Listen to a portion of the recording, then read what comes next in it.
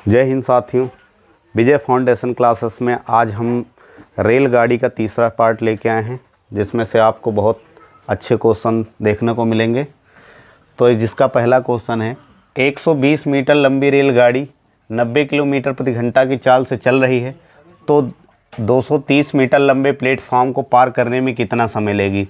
सबसे पहले क्वेश्चन में जो दिया है उसको हम बाहर लिख लेंगे। तो यहाँ पर रेलगाड़ी की लंबाई दी है, तो रेलगाड़ी की लंबाई 120 मीटर है। इसके बाद प्लेटफॉर्म की लंबाई बराबर 230 मीटर है। तो जब भी हम देखेंगे कि जो रेलगाड़ी की लंबाई दी है, प्लेटफॉर्म जिस प्लेटफॉर्म को पार कर रही है, तो कुल दूरी जो होती है वो दोनों मिलकर होती है। कुल दूरी यानी ट्रेन की लंबाई या रेलगाड़ी की लंबाई प्लस प्लेटफॉर्म की लंबाई, तो इन दोनों को ऐड करेंगे। 120 प्लस 230 बराबर 053 350 मीटर। अब यहाँ पे समय दिया गया है, वो चाल दी गई है, सॉरी, यहाँ पे चाल जो है वो 90 किलोमीटर प्रति घंटा दिया गया है। अब यहाँ पे दूरी जो है मीटर में है और यहाँ पे किलोमीटर प्रति घंटा में है, तो इसको हमें बदलना पड़ेगा, क्योंकि किलोमीटर में यहाँ मीटर में है। तो इसको 90 को 5/18 से गुणा करके इसको मीटर प्रति सेकंड में चाल को बदलेंगे। तो ये 18 पंचे 90 कैंसिल हुआ, 5 पचहम 25 मीटर प्रति सेकंड, इसकी चाल मीटर प्रति सेकंड में हो गई। अब हमें समय मालूम करना है, तो समय बराबर दूरी बटे चाल। तो दूरी इसकी जो है 350/25, 5 सते 35, 1 0 ये बढ़ जाएगा, 5 पचहम 25, 5 एकन्नम 5 और यहाँ से 2 इस तरफ गया, 5 को 20, यानी समय जो है समय बराबर 14 सेकेंड लगा। ये हमारा आंसर हो गया। दूसरा क्वेश्चन आपके सामने है कि दो रेलगाड़ी एक ही दिशा में क्रमशः 50 एवं 30 किलोमीटर प्रति घंटे की रफ्तार से चल रही हैं। तेज गति से चल रही ट्रेन धीमी गति से चल रही ट्रेन में बैठे हुए मनुष्य को 18 सेकंड में पार करती है। तेज गति से चलने वाली गाड़ी की लंबाई बताइए।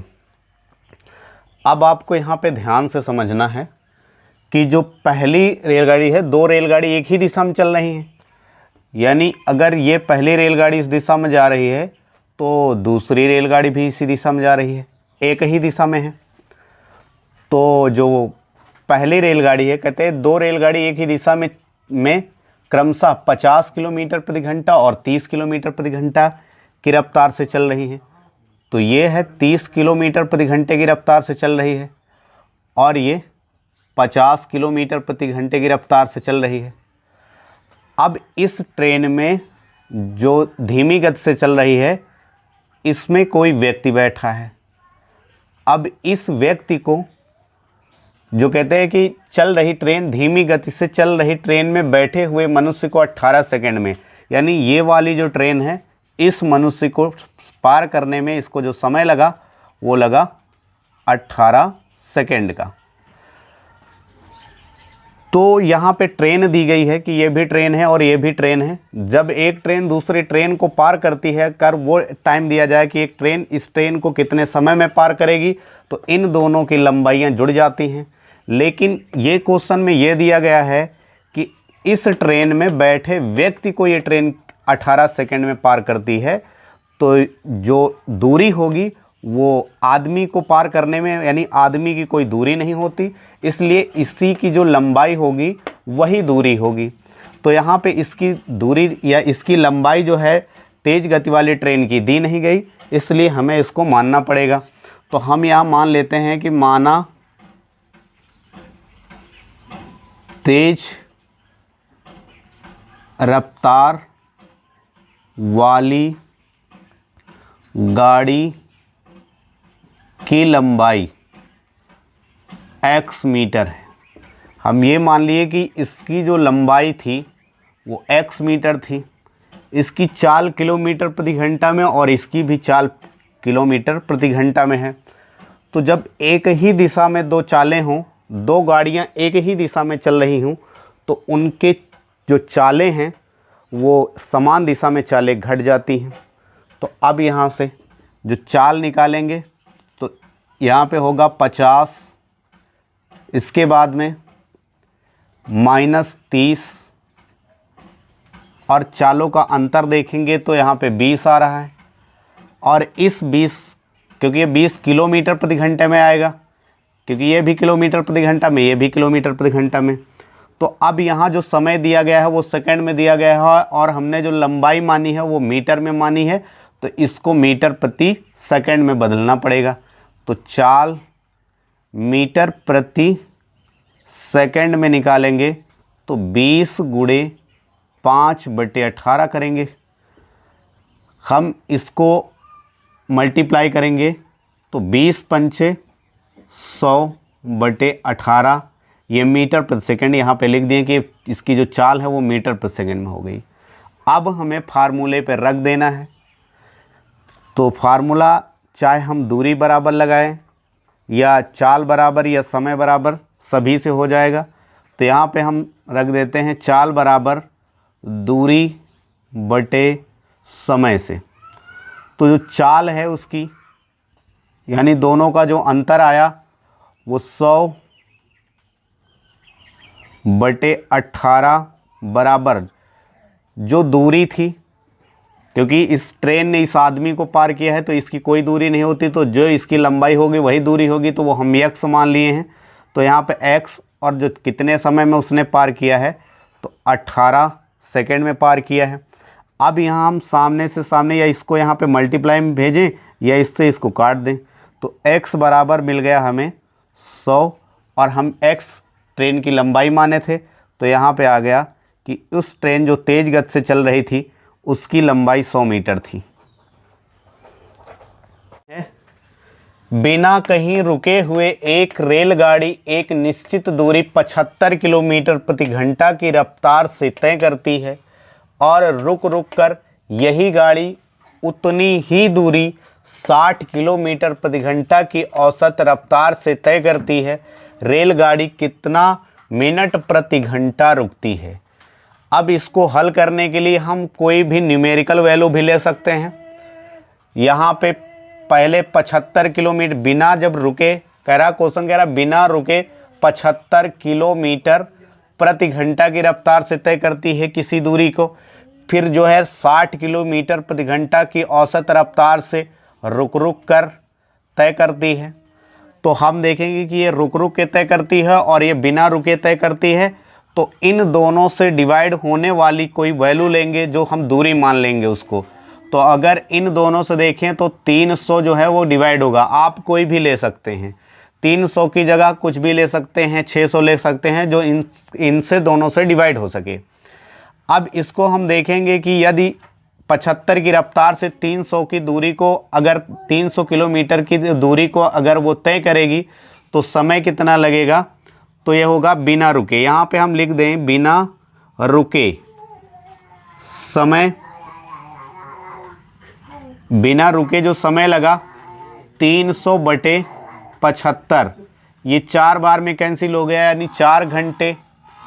इसके बाद में रुक रुक कर, तो यहाँ पे हम लिख देते हैं रुक रुक कर लगा समय बराबर 300/60, इससे इसको कैंसिल करेंगे तो 5 घंटे, यानी 1 घंटा इससे ज़्यादा लगता है। तो एक यहाँ क्वेश्चन कह रहा है प्रति मिनट, यानी रेलगाड़ी कितना यानी कितने मिनट प्रति घंटा रुकती है। तो हम देखेंगे कि 1 घंटा अधिक लगता है, तो 1 घंटे में जो है 60 मिनट होते हैं, और 5 घंटे लगे तो 5 से इसको डिवाइड करेंगे तो 12 आ जाएगा, यानी कि रेलगाड़ी 12 मिनट प्रति घंटा रुकती है। ये हमारा आंसर है। 25 किलोमीटर प्रति घंटा की रफ्तार से चल रही रेलगाड़ी को कोई प्लेटफॉर्म पार करने में 18 सेकेंड लगते हैं। इसके बाद 5 किलोमीटर प्रति घंटा की रफ्तार से विपरीत दिशा में चल रहे व्यक्ति को पार करने में उस रेलगाड़ी को 12 सेकेंड लगते हैं। रेलगाड़ी एवं प्लेटफॉर्म की संयुक्त लंबाई बताएं। अब इसके लिए हम जो क्वेश्चन में दिया हुआ है पहले उसको बाहर लिखेंगे। रेलगाड़ी की चाल दी गई है, तो यहाँ रेलगाड़ी की चाल 25 किलोमीटर प्रति घंटा, ये लिख लिए। इसके बाद में उसको प्लेटफॉर्म पार करने में 18 सेकंड का समय लगता है, तो यहाँ पे लिखेंगे प्लेटफॉर्म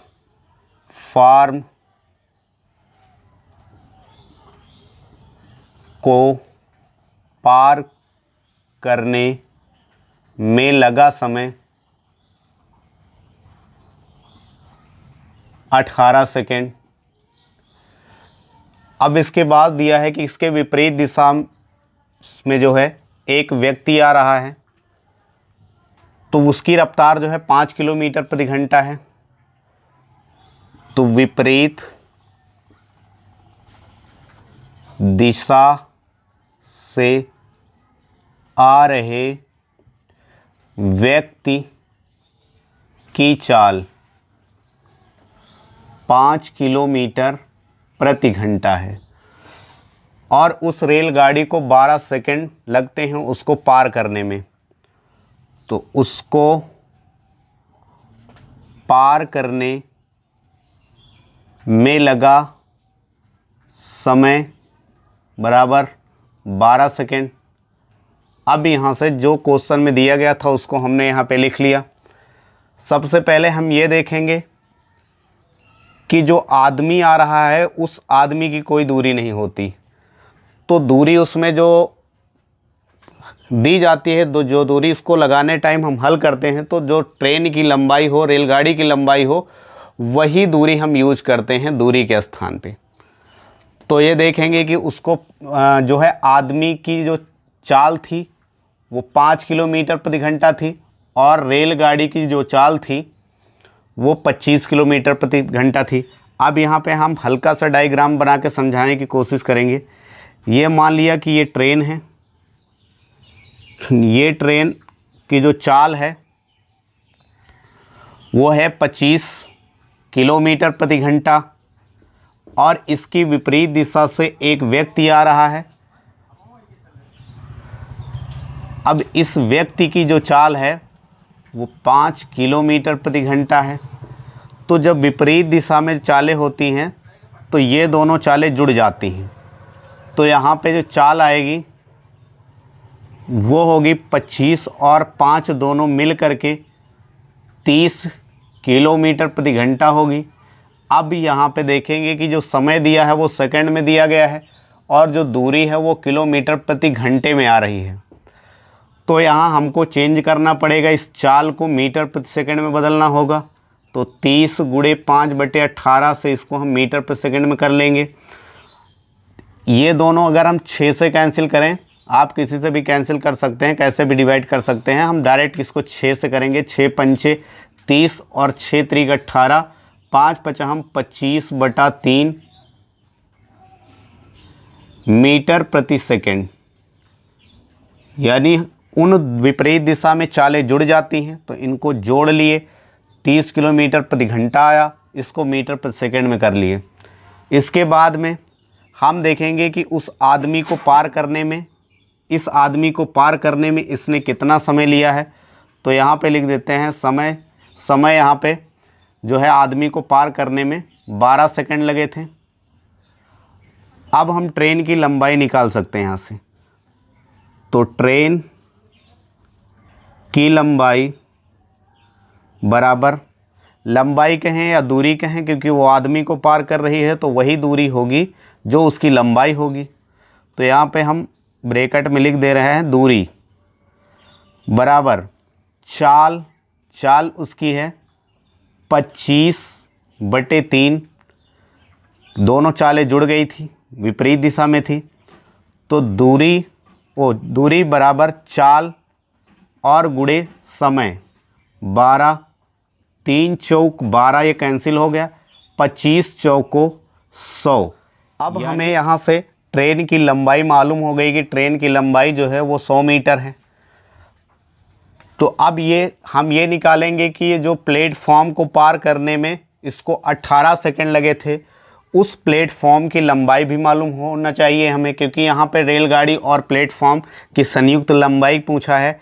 तो वो प्लेटफॉर्म कितना लंबा है, तो यहाँ से मान लेते हैं कि ये ट्रेन है और ये किसी प्लेटफॉर्म को पार करती है, तो ये प्लेटफॉर्म आगे है। अब इसकी लंबाई तो हमें मालूम हो गई कि ये 100 मीटर लंबी रेलगाड़ी है। प्लेटफॉर्म की लंबाई हमें मालूम नहीं है, तो हम इसको मान लेते हैं कि ये x मीटर है। अब जो कुल दूरी होगी जब ये ट्रेन इस प्लेटफॉर्म को पार करती है, तो इसकी लंबाई और प्लेटफॉर्म की लंबाई जुड़ करके टोटल दूरी होगी।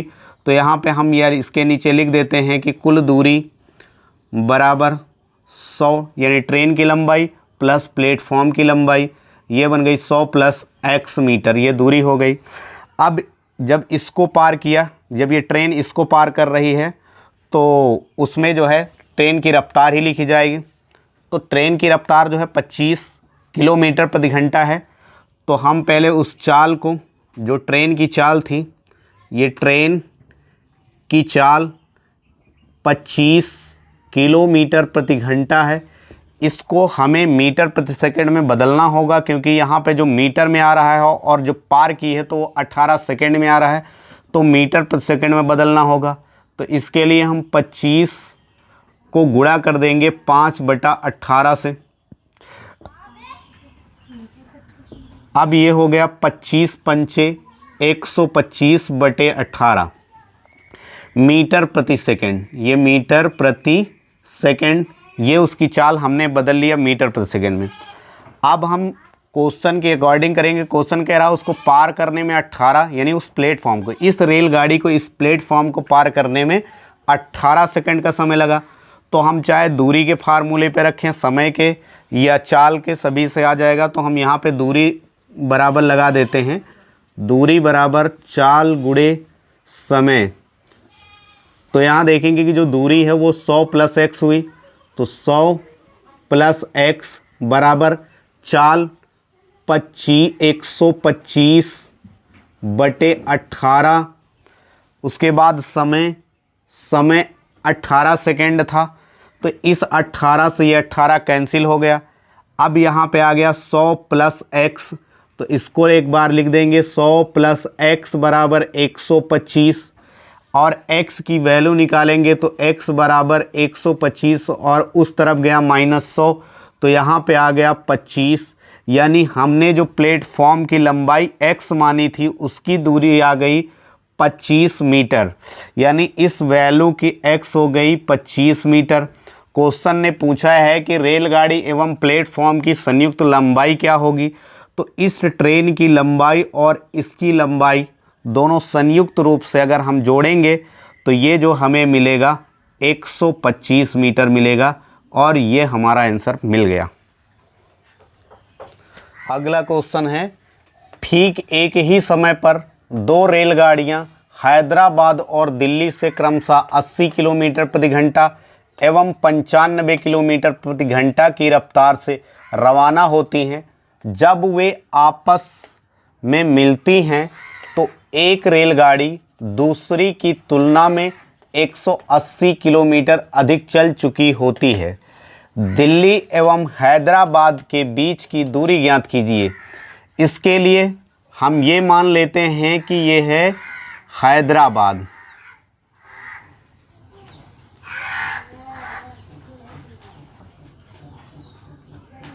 और ये हो गया दिल्ली।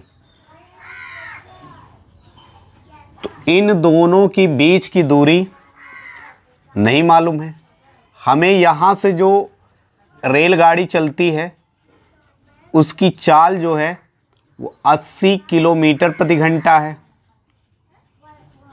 और जो इस तरफ से चलती है उसकी चाल है 95 किलोमीटर प्रति घंटा। अब इनके बीच की दूरी हमें नहीं मालूम, हम ये मान लेते हैं कि ये x घंटे के बाद में मिलेंगी। तो यहाँ पे लिखेंगे माना दोनों रेलगाड़ियाँ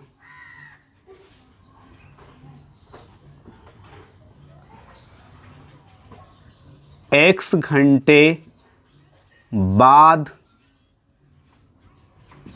मिलेंगी।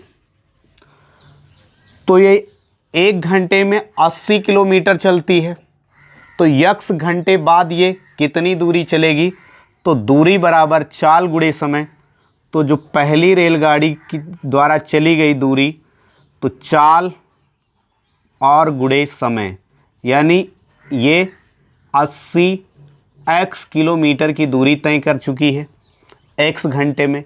अब इसको देखेंगे कि ये x घंटे में कितनी दूरी चल चुकी है। तो ये पहली यहाँ पे 1 नंबर डाल देते हैं कि ये पहले जो हैदराबाद से चलने वाली जो रेलगाड़ी थी वो x घंटे में 80 x किलोमीटर चल चुकी है। अब दिल्ली से चलने वाली 95 किलोमीटर प्रति घंटा की चाल से चल रही है, तो ये घंटे में कितनी दूरी तय करेगी? तो यहाँ पे दूसरी ये 2 नंबर डाल दिए, जिससे होगा कि ये दूसरी रेलगाड़ी है। ये 95 किलोमीटर प्रति घंटा की चाल से चल करके x घंटे में 95 x किलोमीटर की दूरी तय कर चुकी होगी। क्वेश्चन कह रहा है कि जब ये मिली, यानी हमने ये माना था कि दोनों जो है x घंटे बाद मिलेंगी, तो ये इस तरफ से ये मान लिया कि 80 x दूरी यहाँ तक है और इस तरफ से 95 x है। क्वेश्चन कह रहा है कि दोनों का जो अंतर होगा, यानी कि तो एक रेलगाड़ी दूसरी की तुलना में 180 किलोमीटर अधिक चल चुकी है, यानी ये जो है वो ज़्यादा चल चुकी है। ये 80 x चली और ये 95 x चली, तो इसका मतलब ये 15 x किलोमीटर की दूरी ज़्यादा चल चुकी है, और जो 180 किलोमीटर के बराबर है, तो यहाँ पे लिख देंगे कि 180 किलोमीटर। अब इससे इसको डिवाइड कर देंगे, तो x बराबर 180 बटे 15, 15 इकन्नम 15, 3 इस तरफ गए, 15 दूनी 30, x बराबर आ गया 12। यानी हमने माना था कि दोनों रेलगाड़ियां x घंटे के बाद मिलेंगी, यानी वो 12 घंटे के बाद में मिलेंगी। अब यहाँ अगर हम रख देंगे इनकी वैल्यू और प्लस कर लेंगे, तो हैदराबाद और दिल्ली के बीच की दूरी हमें मिल जाएगी। तो यहाँ पे 80 और गुणे x, जो पहली रेलगाड़ी द्वारा चली गई दूरी थी, चाहे हम यहाँ पे रख के निकाल करके यहाँ पे रख देते हैं, तो 80 गुणे x की वैल्यू जो आई वो 12 आई, तो 12 अट्ठे 96, यानी ये 960 किलोमीटर x, यानी 12 घंटे में 960 किलोमीटर चल चुकी है। और दूसरी जो रेलगाड़ी थी 95 गुणे 12, इसको करेंगे क्योंकि ये 12 घंटे में जब मिली थी तो 12 घंटे ये चली और 12 घंटे चली, तो 12 पंचे 60, 6 बचे, 12 नवैया 108, और फिर उसमें 6 प्लस करेंगे तो 114 होगा किलोमीटर। अब देखेंगे कि यहाँ से जो यहाँ तक की दूरी आई वो 960 किलोमीटर, और यहाँ से यहाँ तक की दूरी आई 1140।